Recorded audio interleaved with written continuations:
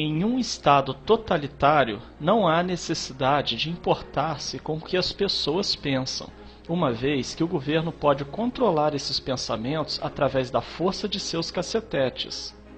Mas em um estado democrático, onde não se pode controlar as pessoas pela força, há que se controlar o que as pessoas pensam, e para isso, utiliza-se de técnicas de manipulação de massa.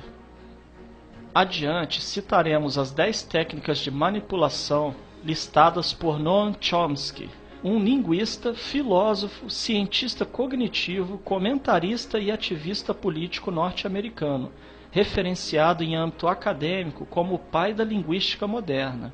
Também é uma das mais renomadas figuras no campo da filosofia analítica. Número 1. A estratégia da distração. O elemento primordial do controle social é a estratégia da distração, que consiste em desviar a atenção do público dos problemas importantes e das mudanças decididas pelas elites políticas e econômicas, mediante a técnica do dilúvio ou inundação de contínuas distrações e de informações insignificantes.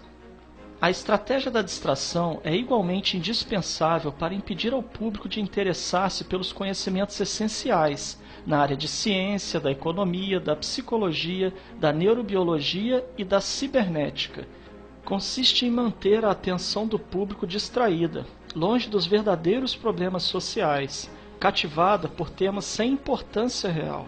Manter o público muito ocupado, sem nenhum tempo para pensar nas coisas que realmente têm importância.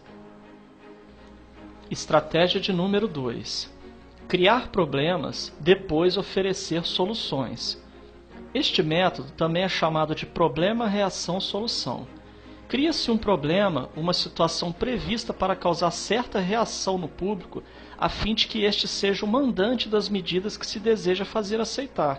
Por exemplo, deixar que se desenvolva ou se intensifique a violência urbana, ou organizar atentados sangrentos, a fim de que o público seja o mandante de leis de segurança e políticas em prejuízo da liberdade. Ou também, criar uma crise econômica para fazer aceitar como um mal necessário o retrocesso dos direitos sociais e o desmantelamento dos serviços públicos.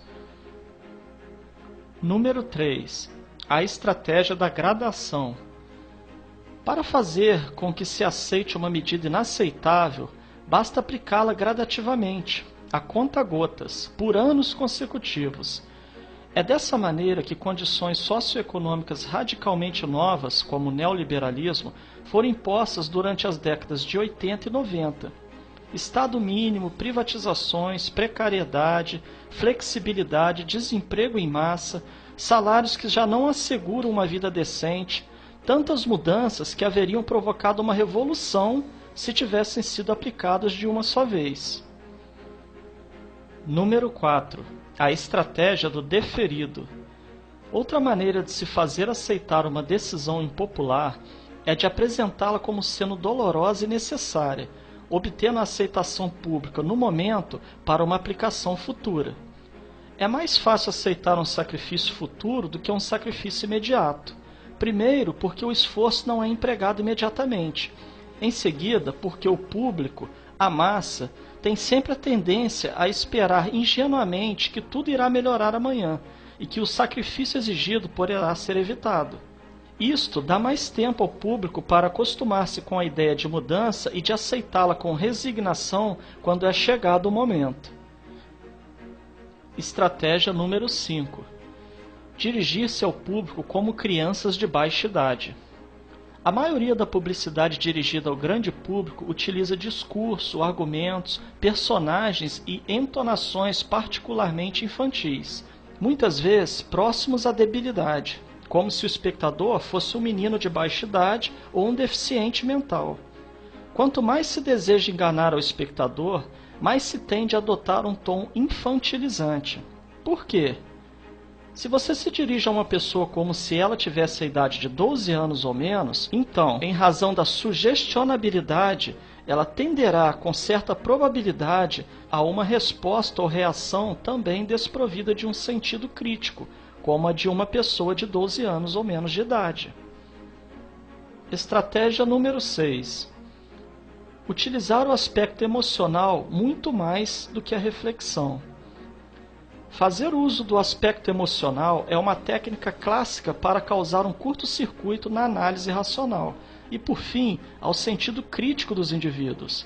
Além do mais, a utilização do registro emocional permite abrir a porta de acesso ao inconsciente para implantar ou enxertar ideias, desejos, medos e temores, compulsões ou induzir comportamentos.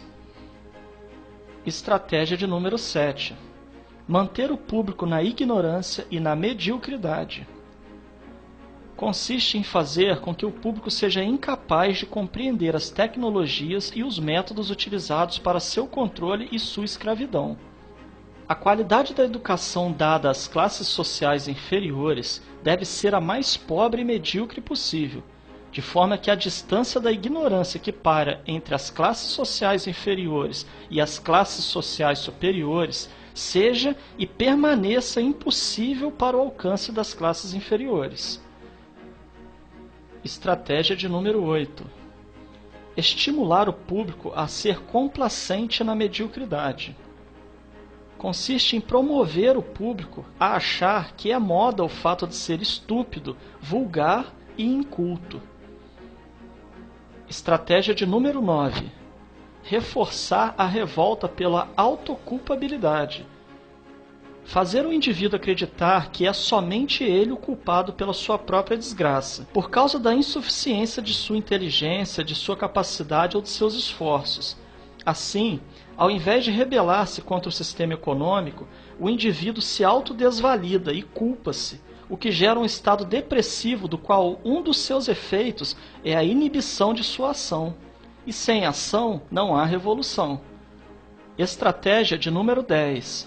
Conhecer melhor os indivíduos do que eles mesmos se conhecem. No transcorrer dos últimos 50 anos, os avanços acelerados da ciência têm gerado crescente brecha entre os conhecimentos do público e aqueles possuídos e utilizados pelas elites dominantes. Graças à biologia, à neurobiologia e à psicologia aplicada, o sistema tem desfrutado de um conhecimento avançado do ser humano, tanto de forma física como psicologicamente. O sistema tem conseguido conhecer melhor o indivíduo comum do que ele mesmo conhece a si próprio. Isto significa que, na maioria dos casos, o sistema exerce um controle maior e um grande poder sobre os indivíduos do que os indivíduos a si mesmos. Observando essas 10 estratégias citadas por Noam Chomsky, certamente poderemos fazer relações com o que vivemos atualmente, principalmente no campo político. Portanto, é dever de cada um analisar cada fato e notícia a partir de seu próprio ponto de vista, reunindo a maior quantidade de informações possível. Somente assim conseguiremos anular os efeitos manipuladores que estão embutidos nas propagandas, notícias e acontecimentos.